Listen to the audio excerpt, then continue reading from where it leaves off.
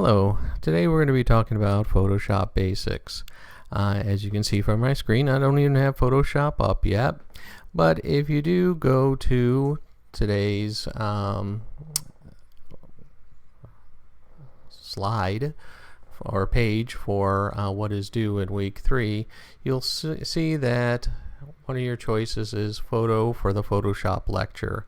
You do want to download this photo, and if you're going to follow along, you can see how I go about adjusting a photo, just some simple things in Photoshop. So that would be a good place to start, is to download that photo.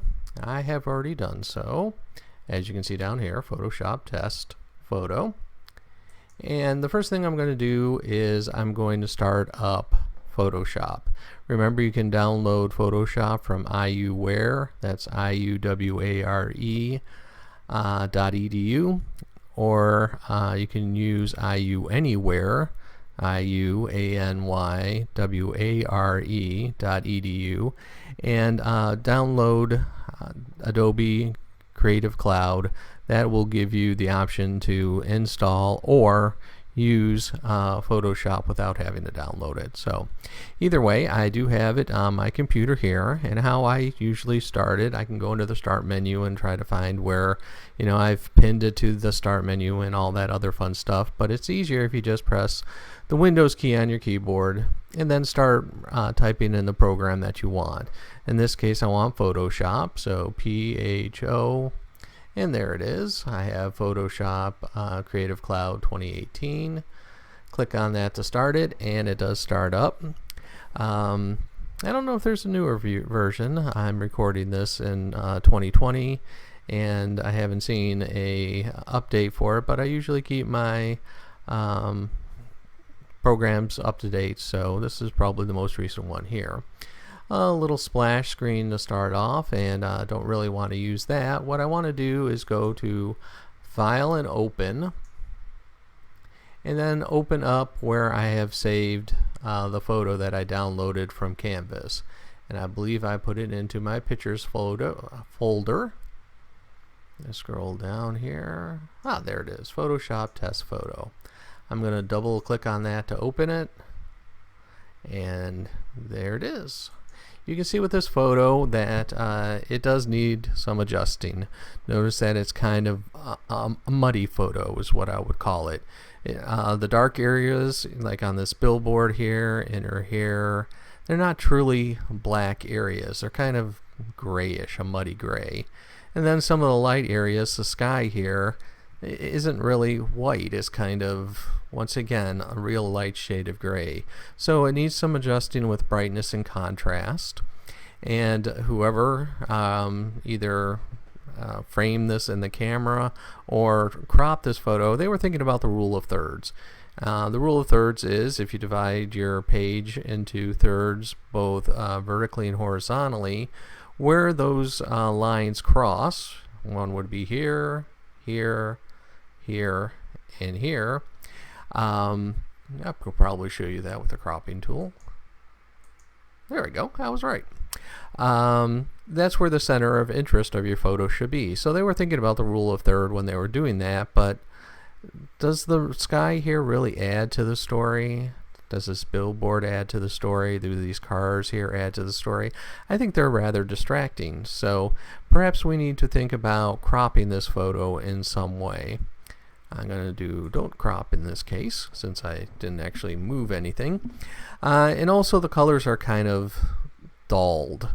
Is this a gray or black sweater here, or even a blue sweater? Is it a red shirt? What are the colors of the car? The yellow there is kind of muddied out. So I'll show you how to adjust the colors in a photo also. So right there are 3 things that I want to show you. These are really basics in Photoshop: cropping, adjusting brightness and contrast, and adjusting color levels.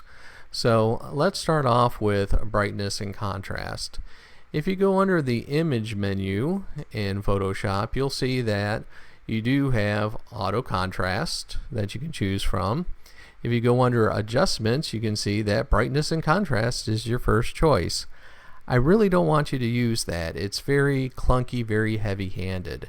The best way to adjust the brightness and contrast in Photoshop is to use levels. So you go under Image, Adjustment, and Levels, and I'm going to click on that, and it brings up this menu. And what it is showing here in the input levels is what's known as a histogram. What it's basically showing you is how much information, data, each kind of area of grayness each part of the photo has. So over here on the left side you see that there's a black arrow, and it shows that there's no information in this photo that is a true black, meaning that the dark areas like this billboard back here is not really black. It's kind of a dark shade of gray. On the right side where you have a white arrow, it has no data either. So it's basically saying these white areas here aren't really white areas. Also, they're kind of a little bit muddy, but you can see a great spike right there in data. So there's a lot of data in the slightly darker, not pure white, but a little bit darker gray tone. And over here you can see that the blacks don't even start until right about here. So I'm going to kind of move this menu over to the side here so you can see as I move my black arrow to the right, it darkens up the photo. Of course I can really exaggerate it and almost make this be a shadow kind of silhouette thing. But I'm going to drag the black arrow over to about 38 here. And what it's doing is putting some information in the true black area. Now the billboard didn't become a true black area, but you can see the dark areas in her hair, up here in her hair, also the trees back here. They've become truly dark areas rather than kind of a muddy area. I'm going to do the same on the other side here by taking the white arrow and moving it to the left, and you can see that this can brighten up the photo a lot to the point where she basically disappears. But if you put it basically where that big spike of information is, it really brightens up the photo to where it needs to be. It makes the white in the sky white instead of being kind of muddy. So right there you just adjusted the brightness down here, the contrast here, but you also have this choice of the midtones and where are the average between these midtones. And right now Photoshop is putting it in the middle. Well, Photoshop is just a program. It's just well, I guess I do have an update. It just have numbers to work with.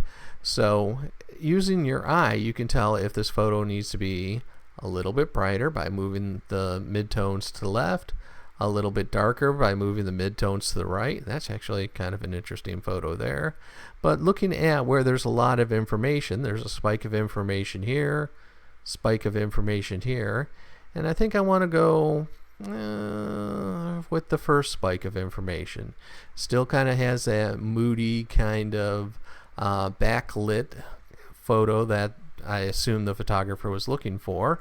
But if I go to the next big spike in information, it almost washes her out too much. So although that makes her a pretty good photo too, I think it's a very nice adjustment for brightness and contrast.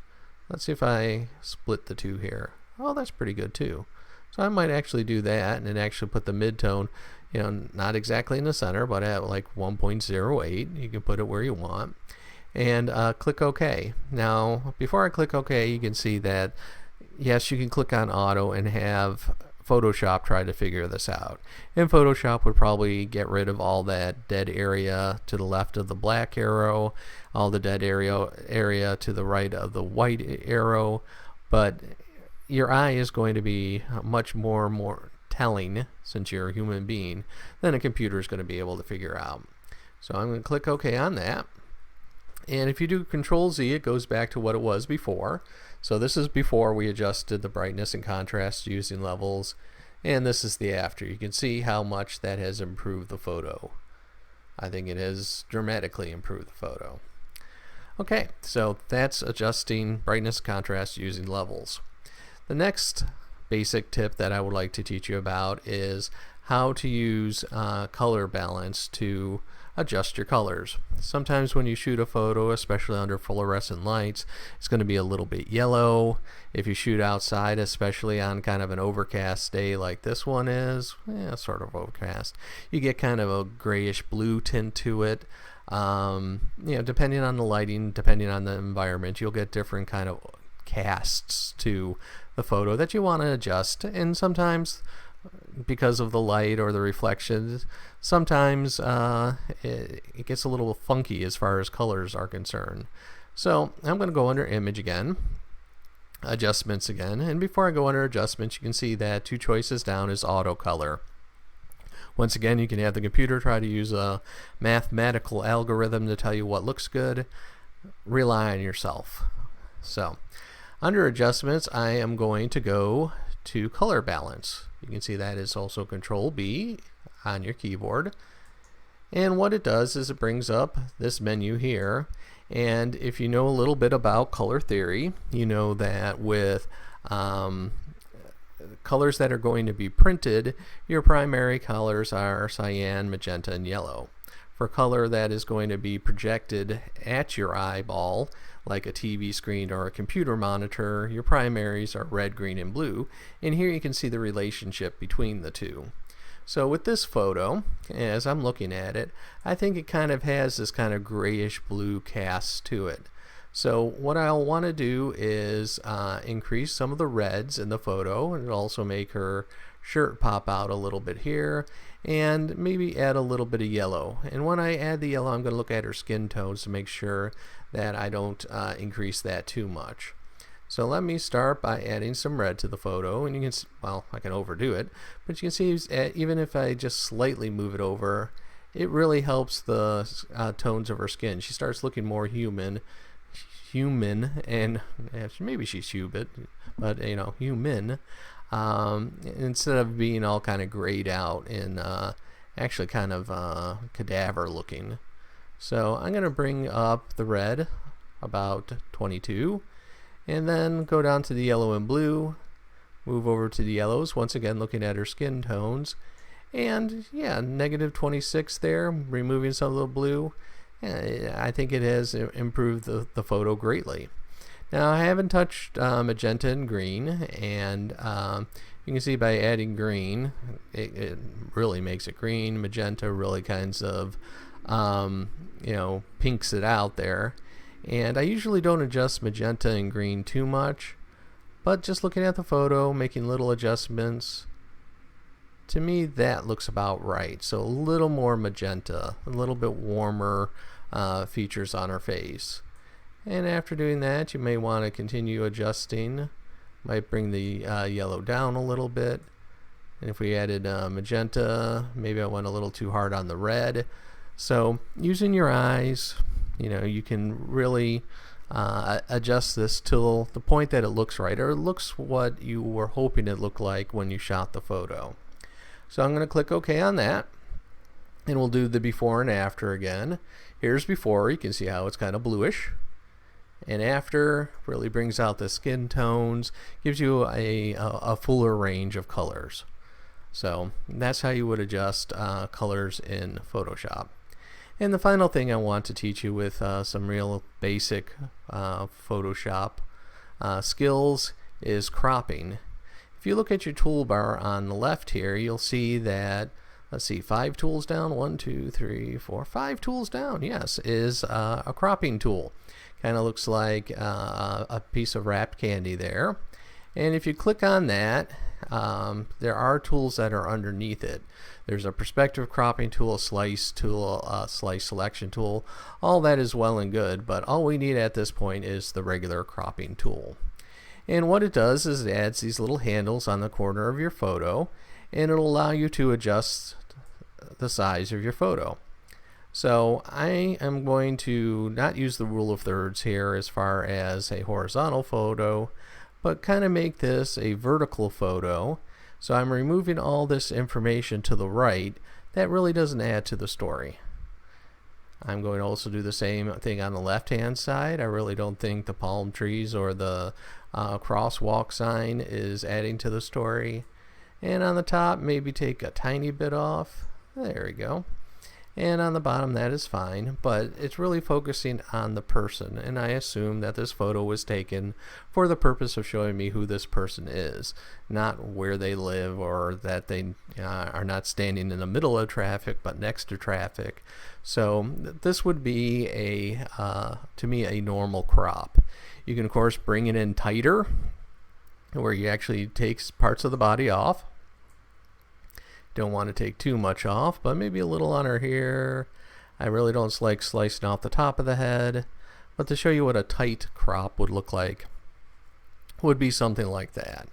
I'm not a big fan of tight crops like this, especially when you remove body parts, so always be careful about that.